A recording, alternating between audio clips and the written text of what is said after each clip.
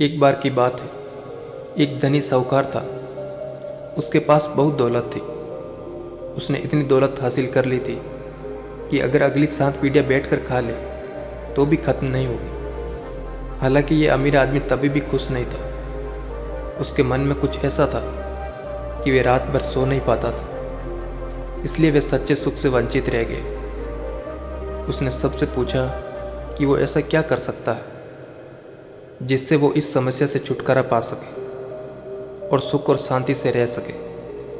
किसी ने उसे कहा कि संतों की शरण में जाओ, तो संत आपको इससे बचाएंगे। धनी व्यक्ति संतों की तलाश में गया। रास्ते में एक साधु महाराज एक पेड़ के नीचे बैठे थे।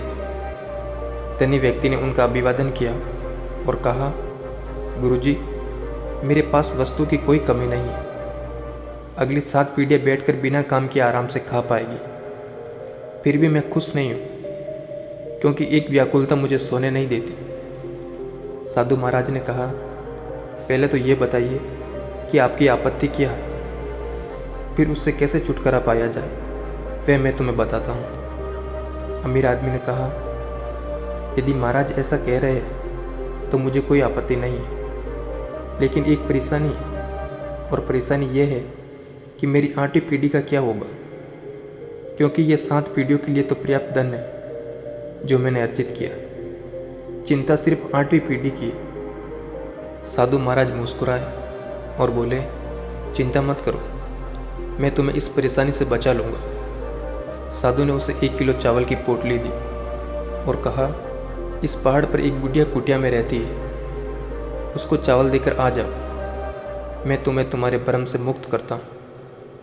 अमीर आदमी चावल लेकर बुढ़िया की कुटिया में गया। उस कुटिया में दरवाजा तक नहीं था। वे बुढ़िया भगवान के भजन में लीन थी। वे अद्भुत थी। अमीर आदमी के पैरों की आहट से बूढ़ी माँ की ध्यान टूट गई। उसने ऊपर देखा और कहा कि बेटा, आप यहाँ क्यों आए हो? उसने कहा, माँ जी, मैं तुम्हारे लिए चावल लेकर आया हूँ, ये चावल ले लो, फिर मैं जाऊँगा। बूढ़ी माँ ने कहा कि मैंने आपको चावल लाने के लिए कहा था क्या आपके सामने हाथ फैलाया था? नहीं ना, फिर आप चावल क्यों लाए? ये पोटली उठाओ और जाओ। फिर अमीर आदमी ने कहा, मुझे उस पेड़ के नीचे बैठे साधु ने भेजा है, मैं इसलिए आया हूँ। उसने कहा, जाकर साधु से कह देना कि मेरी कुटिया में 2 दिन के लिए पर्याप्त चावल है। अमीर आदमी ने अपने सामान्य ज्ञान का इस्तेमाल किया। उसने कहा, माँ जी, आपको तीसरे दिन के लिए चावल काम आएंगे। उसने कहा कि आप और वे साधु मेरे तीसरे दिन की चिंता मत करो। बूढ़ी माँ बोली, उस साधु से कह देना कि मेरे तीसरे दिन के चावल का संबंध उसी से है जिस पर मैं इस एकांत स्थान में अपना सारा बोझ लेकर जप करने बैठी हूँ। ये सुनकर अमीर आदमी पोटली लेकर वापस आ गया। साधु के सामने पोटली रखकर चला गया। साधु ने उसे पुकारा, तुम समस्या लेकर आए हो ना? मैं तुम्हें इस समस्या से बाहर निकालने जा रहा हूँ। अमीर आदमी ने सिर झुकाकर कहा, महाराज, मुझे जवाब मिल गया। उस बुढ़िया के पास तीसरे दिन के चावल नहीं है, तभी भी वह खुश है, और मेरे पास सब कुछ है, तभी भी मैं दुखी हूँ।